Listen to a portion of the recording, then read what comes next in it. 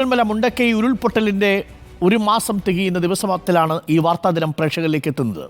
നടുക്കുന്ന ഓർമ്മകൾക്ക് ഒരു മാസമാകുമ്പോൾ അതിജീവനത്തിൻ്റെ പാതയിൽ തന്നെയാണ് മുണ്ടക്കൈ ദുരന്തത്തിൽ നിന്ന് രക്ഷപ്പെട്ടവരും വയനാടൻ ജനതയും ഇപ്പോൾ ക്യാമ്പുകളിൽ നിന്ന് മാറി അവരുടെ വാടക വീടുകളിലേക്കും ക്വാർട്ടേഴ്സുകളിലേക്കും ബന്ധുവീടുകളിലേക്കും പോയി കഴിഞ്ഞു.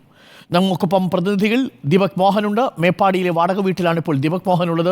സുനിൽ തോമസും നമുക്കൊപ്പമുണ്ട്. അദ്ദേഹവും മറ്റൊരു വാടക വീട്ടിലാണ്. നമുക്കൊപ്പം ദീപക് ഈ മേപ്പാടിയിലാണ് ദീപക് നിൽക്കുന്നതെന്നറിയാം. വാടക വീടുകളിലേക്കും ബന്ധുവീടുകളിലേക്കും ഒക്കെ മാറിയ നമ്മളുടെ പ്രിയപ്പെട്ടവരുടെ അവസ്ഥ ഇപ്പോൾ എങ്ങനെയാണ്? അവരിൽ ചിലരെങ്കിലും സംതൃപ്തരാണ് എന്ന് നേരത്തെ നൂറുദ്ദീൻ നമ്മളോട് പറഞ്ഞിരുന്നു, പഞ്ചായത്ത് അംഗം. അങ്ങനെ തന്നെയാണോ? അവർക്ക് ആശങ്കകൾ സ്വാഭാവികമായി ഉണ്ടാവും. 1000 സ്ക്വയർ ഫീറ്റിലുള്ള ഒരു വീടും 10 സെൻറ്റ് സ്ഥലവുമാണ് സർക്കാർ ഇപ്പോൾ ആലോചിക്കുന്നത്. ഇതൊക്കെ അവരറിഞ്ഞോ? എന്താണ് അവരുടെ പ്രതികരണങ്ങൾ ഒരു മാസമാകുമ്പോൾ ദീപക്? അരുൺകുമാർ, ഈ ചൂരൽമല മുണ്ടക്കൈ ദുരന്തത്തിൽ നിന്ന് രക്ഷപ്പെട്ട ആളുകൾ, ദുരന്തബാധിതരായിട്ടുള്ള ആളുകൾ മിക്കവരും താമസിക്കുന്നത് മേപ്പാടി സമീപ പ്രദേശത്താണ്. മാത്രമല്ല, മേപ്പാടി പഞ്ചായത്തിന് സമീപത്തുള്ള മൂപ്പേനാട്, അമ്പലവയൽ, അതുപോലെ തന്നെ കൽപ്പറ്റ മുനിസിപ്പാലിറ്റി തുടങ്ങിയ മേഖലകളിലും നിരവധി ആളുകൾ താമസിക്കുന്നുണ്ട്. നേരത്തെ താങ്കൾ സൂചിപ്പിച്ചതുപോലെ തന്നെ പുനരധിവാസത്തിന്റെ കാര്യത്തിൽ ആശങ്കകളുണ്ട്. മിക്ക ആളുകൾക്കും ഈ മാസം വാടക ഇനത്തിലുള്ള സർക്കാരിൽ നിന്ന് ലഭിക്കേണ്ട ആനുകൂല്യം ലഭിച്ചിട്ടുണ്ട്. പക്ഷേ ചില ആളുകൾക്ക് ലഭിച്ചിട്ടില്ല എന്ന് നമുക്ക് മനസ്സിലാക്കുന്നുണ്ട്. നേരത്തെ മുണ്ടക്കൈ ഈ പള്ളിയുടെ സമീപത്ത് താമസിച്ചിരുന്ന സുലൈമാൻ എന്ന തോട്ടത്തൊഴിലാളിയായിട്ടുള്ള ആളാണ് നമ്മളോടൊപ്പം ചേരുന്നത്. അദ്ദേഹം കഴിഞ്ഞ ഈ ദുരന്തം നടന്ന 2 ആഴ്ചകളോളം സമീപത്തെ ബന്ധുവീട്ടിലായിരുന്നു. കഴിഞ്ഞ 2 ദിവസങ്ങൾക്ക് മുൻപാണ് അദ്ദേഹം വാടക വീട്ടിലേക്ക് മാറിയത്. നിങ്ങൾക്ക് ഈ വാടക ഇനത്തിൽ കിട്ടേണ്ട പൈസ ലഭിച്ചോ? ഇതുവരെ കിട്ടിയിട്ടില്ല. ഈ 30-ാം തീയതി അല്ല ആയിട്ടുള്ളൂ. എന്തായാലും 1-2 ദിവസത്തിനുള്ളിൽ കിട്ടുമെന്ന് പ്രതീക്ഷിക്കുന്നു.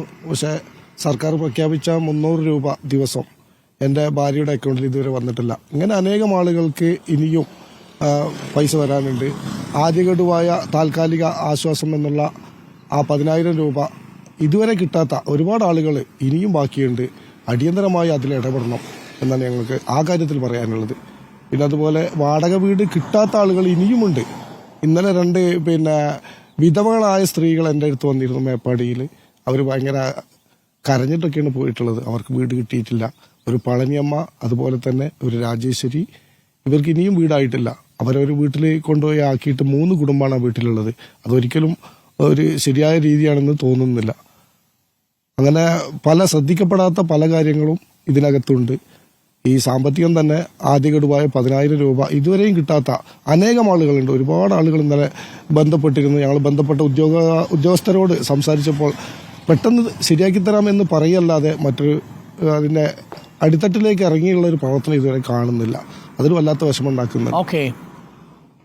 അരുൺകുമാർ, സുലൈമാൻ സൂചിപ്പിച്ചതുപോലെ തന്നെ പുനരധിവാസത്തിന്റെ കാര്യത്തിൽ വലിയ ആശങ്കകളുണ്ട്. അതായത് മിക്ക ആളുകൾക്കും അടിയന്തര ധനസഹായമായി സർക്കാർ പ്രഖ്യാപിച്ച തുക ലഭിക്കാത്ത ആളുകളുണ്ട്. അതുപോലെ തന്നെ ക്യാമ്പുകളിൽ താമസിച്ചിരുന്നവർക്ക് ദിവസേന 300 രൂപ എന്ന തോതിൽ സർക്കാർ നേരത്തെ അടിയന്തര ധനസഹായം പ്രഖ്യാപിച്ചിരുന്നു. അത് ലഭിക്കാത്ത ആളുകളുണ്ട്. പക്ഷേ വാടക വീടുകളിൽ താമസിക്കുന്ന ആളുകൾ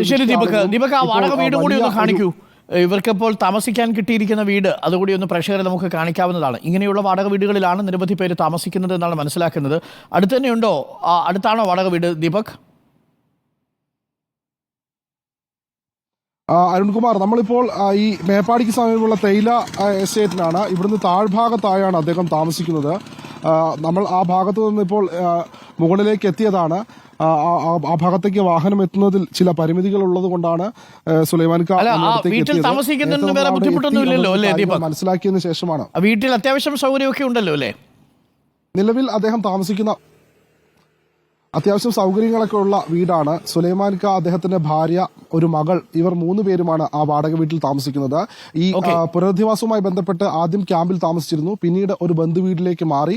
അതിനുശേഷം ഇപ്പോൾ അദ്ദേഹത്തിന് വാടക വീട് മനസ്സിലായി. ഞാനൊന്ന് സിനോജിലേക്ക് കൂടി പോയി വരാം. സിനോജ് തോമസ് ഇപ്പോൾ മേപ്പാടിയിൽ മറ്റൊരു വാടക വീട്ടിലാണ്. സിനോജ്, ആ വീട് നമുക്കൊന്ന് പ്രേക്ഷകരെ കാണിക്കാം. ആ വീട്ടിലവരൊക്കെ സംതൃപ്തരാണോ? എന്താണ് അവരുടെ ആശങ്കകൾ?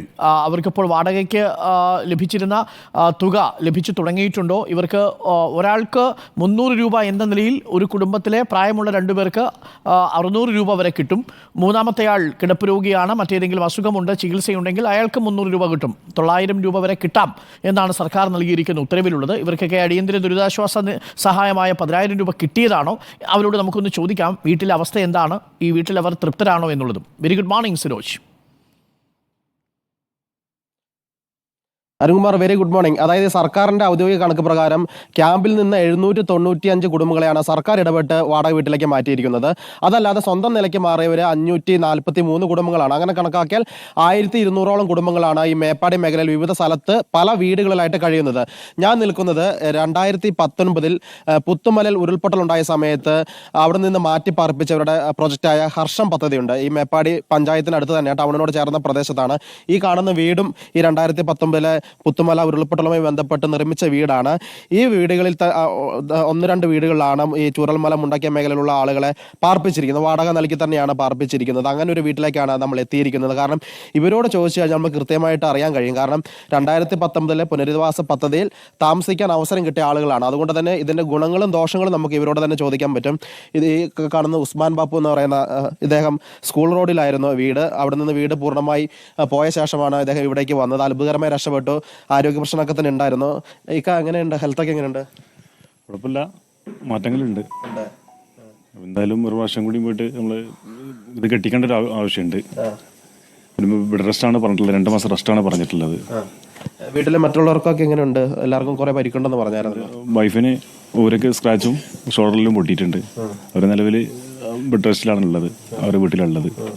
നിങ്ങൾ ക്യാമ്പിൽ പോയിരുന്നു, അതോ ഹോസ്പിറ്റലിൽ നേരിട്ട് വരുവാണോ? ഇവിടേക്ക് ക്യാമ്പിലേക്ക് പോയി നമ്മൾ പരിക്ക് പറ്റി നമ്മൾ ഹോസ്പിറ്റലായിരുന്നു. ഞാൻ ഏകദേശം 9 ദിവസം കിടന്ന്, വൈഫ് ഒരു 12 ദിവസം കിടന്ന്. അത് കഴിഞ്ഞതിന് ശേഷം പിന്നെ പ്രായം ചെന്ന് വലിയ മല്ലുകൊണ്ട് നമ്മൾ ഇങ്ങോട്ട് വന്നതാണ്. നമ്മൾ എത്ര പേരുണ്ട് വീട്ടിലൂടെ? വീട്ടിൽ 8 ആളുണ്ട്. 8 പേര് ഈ വീട്ടിലാണ് നിൽക്കുന്നത്. 8 പേര് വീട്ടിലാണ്. വൈഫും അവിടെയാണ് ഉള്ളത്. അവർ വന്നവന് 8 ആളാവും. അപ്പോൾ തൽക്കാലം വൈഫ് എവിടെ? അവരുടെ വീട്ടിലാണുള്ളത്. ഇതിപ്പം പുത്തുമലയിലെ പ്രോജക്റ്റിൽ പണിത വീടാണല്ലോ. അപ്പം ഈ സൗകര്യങ്ങളൊക്കെ എങ്ങനെയുണ്ട് വീട്ടില്? ഇതിൽ സൗകര്യം വളരെ കുറവാണ്. നമ്മളെ കുടുംബം വലിയ കുടുംബം ആയതുകൊണ്ട് 8 ആളുള്ളത് കൊണ്ട് അതിനുള്ളൊരു ബുദ്ധിമുട്ട് നമുക്ക് നിലവിലുണ്ട്. നമുക്കൊന്ന് അകത്തോട്ടൊന്ന് നോക്കിയാലോ? അതായത് എത്ര മുറി? 2 മുറിയുള്ളേ? 2 ബെഡ്റൂമാണുള്ളത്. 2 ബെഡ്റൂം അല്ലേ? ഇത് എത്ര സ്ക്വയർ ഫീറ്റ് ഉണ്ടാവും? 650-700 ഉണ്ടാവും. അരുൺകുമാർ, ഇതാണ് പുത്തുമലയിൽ നിർമ്മിച്ചു നൽകിയ വീട്. 2 ബെഡ്റൂം മാത്രമേ ഉള്ളൂ. ഇവരെ ഉസ്മാനിക്ക് 8 പേരുണ്ട്. 8 പേരാണ് ഈ വീട്ടിൽ കഴിയുന്നത്. മറ്റു വിഷയങ്ങൾ എന്തെങ്കിലും ഇവിടെ ഉള്ളവർ പറയുന്നുണ്ടോ ഈ പ്രോജക്റ്റിനെ കുറിച്ച്? ഈ നിലവിലെടുത്ത വർക്കിനെ കുറിച്ചിട്ട് കമ്പനികൾ പറയുന്നുണ്ട്. നിലവിലിപ്പോൾ നമ്മളെ ഇതിൽ ചോർന്നൊലിക്കുന്ന ഒരു അവസ്ഥ വരുന്നുണ്ട്. ചോർച്ചയുണ്ട്, ലീക്ക് ഇറങ്ങുന്നുണ്ട്. ഈ ചൂരൽമല മുണ്ടക്കൈ പ്രോജക്റ്റിൽ സർക്കാർ ഇന്നലെ പറഞ്ഞിരിക്കുന്ന 1000 സ്ക്വയർ ഫീറ്റിൽ ഒറ്റനില വീടെന്നാണ് പറഞ്ഞിരിക്കുന്നത്. അത് ഓക്കെ ആണോ? നിങ്ങൾ നമ്മളെ വലിയൊരു കുടുംബമായതുകൊണ്ട് 1000 സ്ക്വയർ ഫീറ്റിൽ എന്തായാലും നമുക്കത് പ്രയാസമാണുള്ളത്. 8 പേരുള്ളതുണ്ടല്ലോ. 8 പേരുള്ളതുണ്ട്. ഓക്കെ. 3 ബെഡ്റൂം കിട്ടിയാലും ബുദ്ധിമുട്ടാണ് താമസിക്കുന്നത്. ബെഡ്റൂം കിട്ടിയാലും പ്രയാസമാണ്. 8 ആളുകളുള്ളതല്ലേ. മറ്റേ ഈ അടിയന്തര ധനസഹായം 10,000 രൂപ കിട്ടിയായിരുന്നു. 10,000 കിട്ടിയിട്ടുണ്ട്. പിന്നെ 300 രൂപ പ്രഖ്യാപിച്ചിട്ടുണ്ടല്ലോ, അത് കിട്ടിയിട്ടില്ല. അതായത് ദിവസം 300 രൂപ ആർക്കും കിട്ടിയിട്ടില്ല. 2 പേർക്ക് വെച്ച് കിട്ടുമെന്ന് പറഞ്ഞു. അത് കിട്ടിയിട്ടില്ല. ഓക്കെ സിനോജ്, ഫർണിച്ചർ സാധനം വ്യക്തമാണ്. ആ ദൃശ്യങ്ങൾ, ആ വീടും നമ്മൾ കണ്ടു. അത്യാവശ്യം സൗകര്യമുള്ള വീടാണ്. പക്ഷേ 8 അംഗങ്ങളുണ്ട് ഒരു കുടുംബത്തിൽ എന്നുള്ളതാണ്. ഇപ്പോൾ 2 മുറികളുള്ള ഒരു വീട്ടിൽ, വാടക വീട്ടിൽ അധികകാലം കഴിയുക ബുദ്ധിമുട്ടായിരിക്കും. മാത്രമല്ല സർക്കാർ ഇപ്പോൾ കൊടുക്കുമ്പോൾ ഒരു ഏകദേശ വീടല്ലേ കൊടുക്കത്തുള്ളൂ. അതായത് 1000 സ്ക്വയർ ഫീറ്റ് എന്നുള്ളത് സർക്കാരിന് കൊടുക്കാവുന്ന ഏറ്റവും പരമാവധി സാധ്യതയുള്ള വീടാണ്. ഒരു വീടല്ലല്ലോ, ഇത്രയും അധികം 100-100-ലധികം വീടുകൾ കൊടുക്കേണ്ടി വരും. അത് സർക്കാർ ഇപ്പോൾ പദ്ധതിയെ പ്രഖ്യാപിച്ചിട്ടുണ്ട്. ഇനി എനിക്ക് തോന്നുന്നു ആ പ്രഖ്യാപനത്തിലേക്ക് കടക്കാൻ പോകുന്നു. പദ്ധതി ആയിട്ടുണ്ട്, പ്രഖ്യാപനമായിട്ടില്ല. സുനിൽ തോമസും ദീപക്കുമാണ് നമുക്കൊപ്പം ചേർന്നത്.